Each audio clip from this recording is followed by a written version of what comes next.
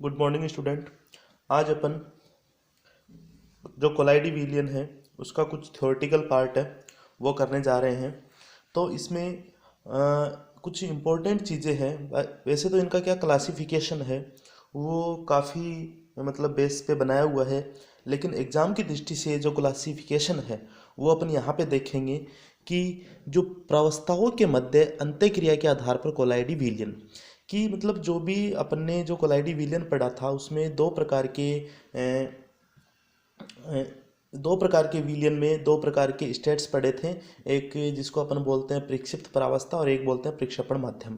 तो उनमें क्या होता है कि इनमें उनमें अंतःक्रिया के आधार पर दो प्रकार के कोलाइडी विलियन होते हैं।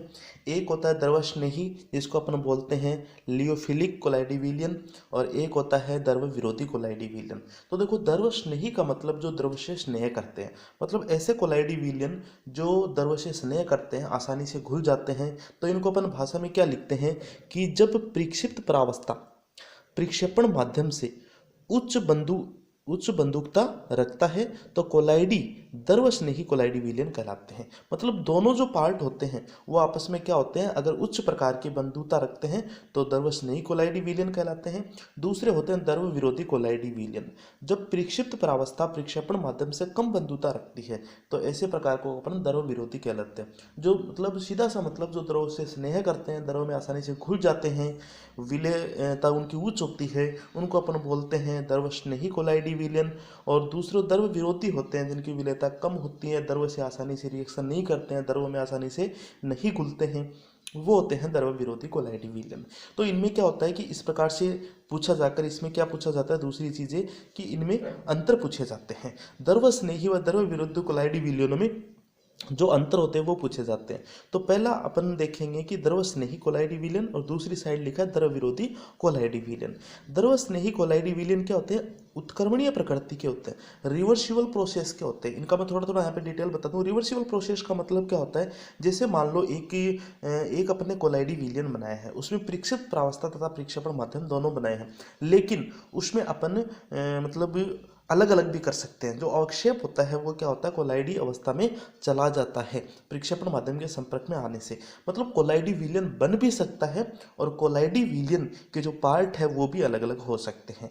दूसरा जो द्रव विरोधी कोलाइडी विलियन है वे अनुत्क्रमणीय प्रकृति के होते हैं, मतलब ये पुनः कोलाइडी अवस्था में नहीं आते हैं। नंबर 2 अपन बात करते हैं, ये अपेक्षिक रूप से उच्च वाष्प दाब, हिमांक में अवनमन तथा वाष्प दाब की अवनमनता रखते हैं। देखो, इनमें क्या होता है कि जैसे आपने जो विलियन चैप्टर पढ़ा होगा, तो विलियन में क्या होता है कि कुछ उनके प्रॉपर्टीज होते हैं, ठीक है, और उन प्रॉपर्टीज़ को अपन बोलते हैं अणुसंख्यक गुणधर्म। अणुसंख्यक गुणधर्म मतलब उसमें अणुओं पे डिपेंड करते हैं वो सारी प्रॉपर्टीज। जैसे कौन से आते हैं, वाष्प दाब आ जाएगा, हिमांक अवनमन आ जाएगा, वाष्प दाब में आपेक्षिक अवनमन आ जाएगा, क्वथनांक उन्नयन आ जाएगा। ये सारी चीज़ें, क्योंकि ये क्या होते हैं, एक तरह से विलियन की तरह रहते हैं और ये क्या होता है, विलियन की तरह नहीं रहते हैं। तो इनमें क्या पाई जाएगी, ये प्रॉपर्टीज कम पाई जाएगी। तीसरा अपन देखते हैं कि ये टिंडल प्रभाव प्रदर्शित नहीं करते हैं, और ये टिंडल प्रभाव प्रदर्शित करते हैं। देखो, द्रवस्नेही योगी द्रव में मिल जाएंगे, तो एक तरह से जो टिंडल प्रभाव होते हैं वो किन में पाए जाते हैं, जो कोलाइडी प्रकार के जो विलियन होते हैं उनमें प्रदर्शित करते हैं। टिंडल प्रभाव का मतलब क्या होता है कि मतलब अपने को क्या दिखाई देता है कि अपन ने एक तरह से 90 डिग्री एंगल पे मान लो, आपने कभी कभी देखा होगा कि जो कमरा है और उसमें कोई भी मतलब छेद है, छिद्र है या खिड़की है, तो उससे जब अपने को क्या दिखाई देती है, जब उससे रोशनी जो आती है तो उस रोशनी में अपने को एक पट्टी सी दिखाई देती है, जो उसमें क्या होते हैं, कोलाइडी कण दिखाई देते हैं, ठीक है।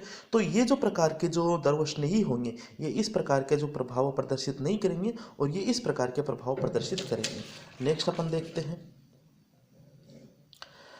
चौथा, इसमें ये जल की तुलना में उच्च श्यानता रखते हैं, ठीक है। जल में घुल गए, जल की तुलना में उच्च श्यानता रखेंगे। श्यानता का मतलब कि मतलब कोई भी विलियन होता है, कोई भी विलियन के प्रवाह में रुकावट होने को क्या कहते हैं, अपन श्यानता कहते हैं।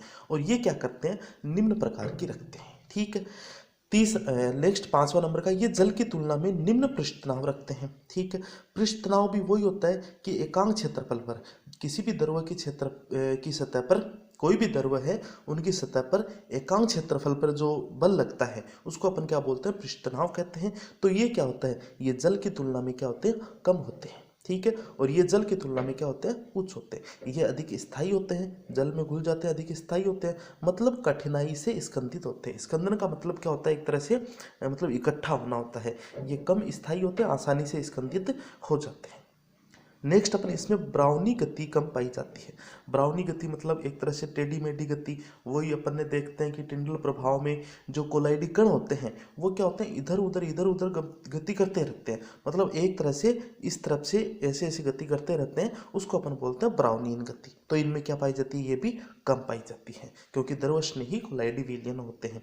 और इस प्रकार की अपन बात करें तो इसमें ब्राउनियन गति अधिक पाई जाती है। नेक्स्ट 8 नंबर का, ये विद्युत क्षेत्र में गमन नहीं करते। अब देखो, द्रवस्नेही कोलाइडी विलयन होगा, द्रवस्नेही कोलाइडी विलयन हो गया तो एक प्रकार से ये आवेशित ही नहीं रहता है, और आवेशित नहीं रहेगा तो विद्युत क्षेत्र में, अब देखो विद्युत क्षेत्र में क्या होता है कि दो प्रकार के मतलब अपन इलेक्ट्रोड लगाते हैं, जैसे एनोड होता है, कैथोड होता है। ठीक है, एनोड एक तरह से ऑक्सीडेशन रिएक्शन उस पर होती है, और कैथोड पे रिडक्शन रिएक्शन होती है। तो इस प्रकार की रिएक्शन कब चाहिए, जब जो सॉल्यूशन हो वो एक तरह से आयनिक हो। तो इसमें कहीं पे भी ये चीज़ें नहीं देखी जाती है, लेकिन इस वाले में क्या होती है कि ये आयनिक सॉल्यूशन की तरह बिहेव करता है, तो ये विद्युत क्षेत्र की तरफ गमन करते हैं। मतलब इसमें कैथोड एनोड लगा दिया जाए तो क्या होता है, जो पॉजिटिव चार्ज है वो एनोड की तरफ चले जाएंगे और नेगेटिव चार्ज है वो कैथोड की तरफ चले जाएंगे, इस तरह से। ठीक है, नेक्स्ट अपन बात करते हैं 9वें नंबर की, इनकी आणविक संहति उच्च होती है। आणविक संहति का मतलब क्या होता है, यहाँ पे द्रव्यमान होता है। तो द्रव्यमान उच्च होता है क्योंकि क्या होते हैं, द्रवस्नेही कोलाइडी विलयन होते हैं, और इनकी क्या होती है, आणविक संहति द्रव्यमान क्या होता है, कम होता है। और एक एक एग्जाम्पल इनके ध्यान में रखना, एल्बुमिन और इसका सिल्वर है, ठीक है, गोल्ड है, ठीक है, ये इसके अपने को ध्यान रखने हैं। तो यहाँ पे अपने को ये वाला जो क्वेश्चन है ये अपने को पूछा जाता है कि सीधा सीधा ये क्वेश्चन पूछा जाता है कि द्रवस्नेही और द्रव विरोधी कोलाइडी विलयनों में अंतर बताइए। ठीक है, या तो 4-5 अंतर पूछ लिए जाएंगे आपको, या फिर द्रवस्नेही द्रव विरोधी कोलाइडी विलयन क्या है उदाहरण सहित समझाइए। तो अपने को इस तरह से अपन कर सकते हैं। तो ये जो थ्योरेटिकल पार्ट है अपन इस तरह से अपन देखने की कोशिश करेंगे। तो आज के वीडियो में, और ये आपको PDF में मिल जाएगा, तो आज के वीडियो में केवल अपन इतना ही देखेंगे। Thank you so much.